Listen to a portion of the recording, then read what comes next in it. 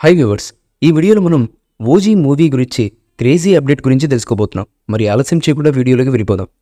జనసేన అధినేత శ్రీ పవన్ కళ్యాణ్ గారు ఏపీ ఉప ముఖ్యమంత్రిగా పగ్గాలు చేపట్టి చాలా బిజీగా గడుపుతున్న సంగతి తెలిసిందే. మంత్రిగా బాధ్యతలు తీసుకున్న క్షణం నుంచి కూడా నిమిషం కూడా సమయం వృధా చేయకుండా ఎంతగానో శ్రమిస్తున్నారు పవర్ స్టార్ పవన్ కళ్యాణ్ గారు. ప్రజల సమస్యలను తెలుసుకోవడం, అధికారులతో సమీక్షలు జరిపి ఏం చేస్తే రాష్ట్రాభివృద్ధి చెందుతుందో లాంటి అంశాలపై ఫోకస్ పెట్టారు. గత 2 రోజులుగా కాకినాడ జిల్లాలో పర్యటించి పవన్ కళ్యాణ్ గారు తాజాగా పిఠాపురంలో కూడా పర్యటించి అక్కడే సభలో పాల్గొన్నారు. ఈ సందర్భంగా ఆయన సినిమాలపై క్లారిటీ ఇచ్చారు.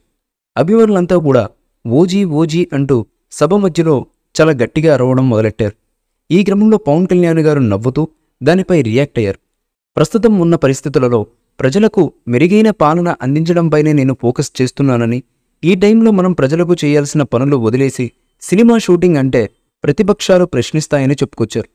తనను నమ్మి ఇంతటి భారీ సక్సెస్ అందించిన ప్రజలకు సేవ చేసుకోవడమే నా లక్ష్యమని, కుదిరినప్పుడల్లా నెలలో 2 లేదా 3 రోజులు సినిమా షూటింగ్లో పాల్గొంటానని, సినిమాలను పూర్తి చేస్తానంటూ వివరించారు.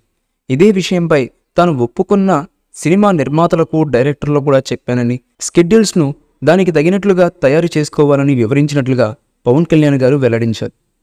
అయితే వీలైనంత త్వరగా ఓజీ సినిమా షూటింగ్ పూర్తి చేసుకుని తెరపైకి రానుందని, ఓజీ సినిమా అందరూ చూడాలి, సినిమా ఖచ్చితంగా అద్భుతంగా ఉంటుందా అంటూ వివరించారు పవర్ స్టార్.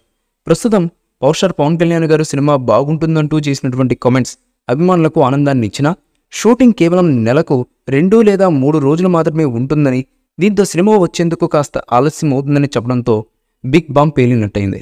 ఈ క్రమంలో అభిమానులు కాస్త నిరుత్సాహాన్ని వ్యక్తం చేసిన సినిమా రిలీజ్ డేట్ కోసం ఎంతో ఆసక్తిగా ఎదురు చూస్తున్నారు. ఈ మూవీపై మీ అభిప్రాయాన్ని కామెంట్ బాక్స్లో తెలియజేయండి. ఈ వీడియో మీకు నచ్చితే లైక్ చేయండి, షేర్ చేయండి, కామెంట్ చేయండి. మరిన్ని అప్డేట్స్ కోసం మన ఛానల్ని సబ్స్క్రైబ్ చేయండి. అలాగే పక్కనే ఉన్న గంట సింబల్ని గట్టిగా టంగ్ టంగ్ అని కొట్టేసేయండి.